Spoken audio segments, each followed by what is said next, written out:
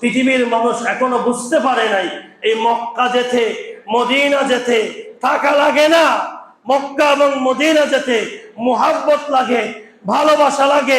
আল্লাহর প্রেমে পড়ে যাও, নবীর প্রেমে পড়ে যাও, তোমাকে কেমনে আল্লাহ কবুল করে ফেলবে, আল্লাহ তোমাকে কেমনে নিয়ে যাবে, এটা আল্লাহর ফয়সালা, তোমার চিন্তা করার কোনো দরকার। আপনারা ভিডিওতে দেখেছেন আমাদের আপনার এই ইয়াতে হাটহাজারের আল্লামা গাজী শেরেবাংলা রহমতুল্লাহ মাজারের মধ্যে একজন মানুষ পড়ে থাকতো, নাম হলো ইউসুফ। নাম কি?